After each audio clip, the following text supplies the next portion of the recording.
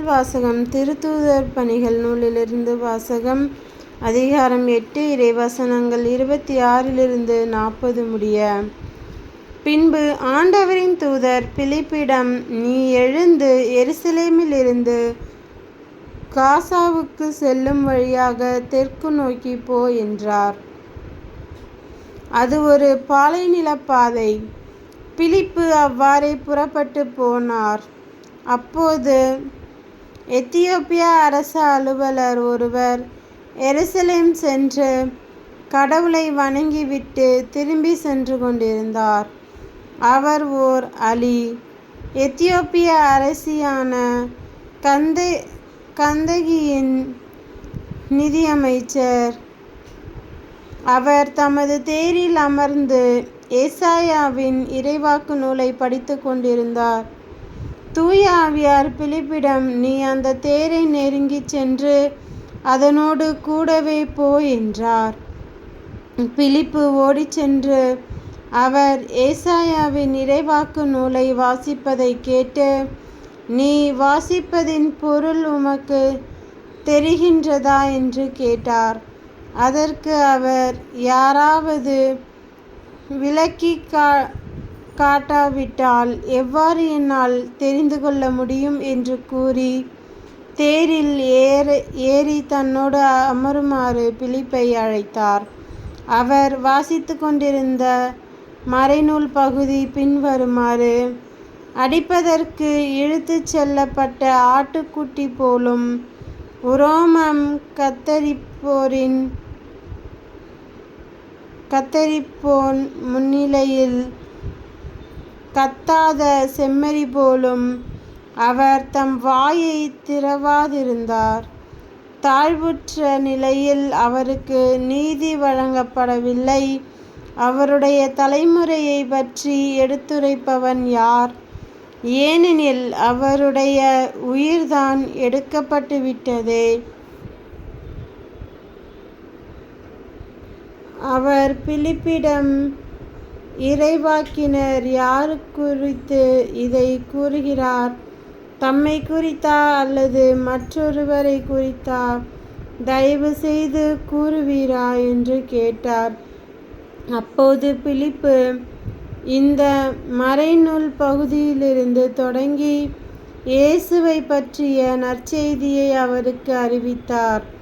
அவர்கள் போய்க் கொண்டிருந்தபோது வழியில் தண்ணீர் இருந்த ஓர் இடத்துக்கு வந்தார்கள்.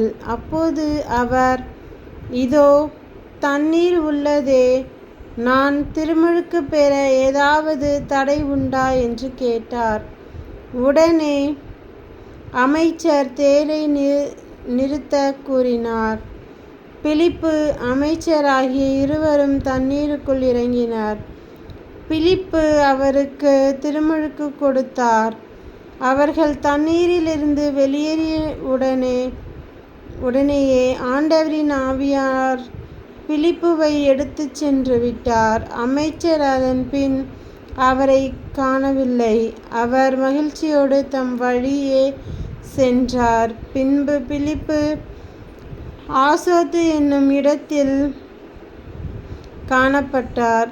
செசரியா போய் சேரும் வரை அவர் சென்ற நகரங்களிலெல்லாம் நற்செய்தியை அறிவித்தார்.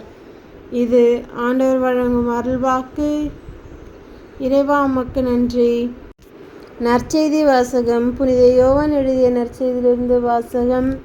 அதிகாரம் 6 இறைவசனங்கள் 44 51 முடிய.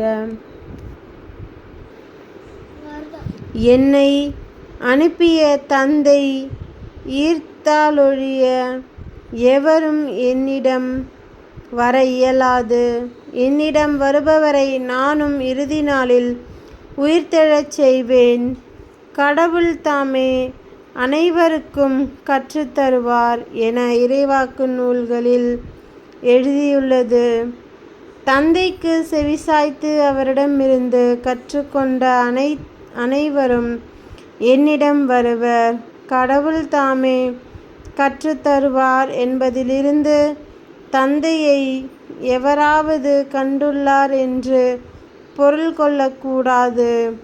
கடவுளிடமிருந்து வந்துள்ளவர் மட்டுமே கடவுளை கண்டுள்ளார். உறுதியாக உங்களுக்கு சொல்கிறேன், என்னை நம்புவோர் நிலைவாழ்வை கொண்டுள்ளனர். வாழ்வு தரும் உணவு நானே. உங்கள் முன்னோர் பாலை நிலத்தில் மன்னாவை உண்டபோதிலும் இறந்தனர். உண்பவரை இரவாமல் இருக்கச் செய்யும் உணவு விண்ணகத்திலிருந்து இறங்கி வந்த இந்த உணவே. விண்ணகத்திலிருந்து இறங்கி வந்த வாழ்வு தரும் உணவு நானே. இந்த உணவை எவராவது உண்டால் அவர் என்றுமே வாழ்வார். எனது சதையை உணவாக கொடுக்கிறேன். அதை உலகு வாழ்வதற்காகவே கொடுக்கிறேன். இது கிறிஸ்துவின் நற்செய்தி. கிறிஸ்துவே உமக்கு புகழ்.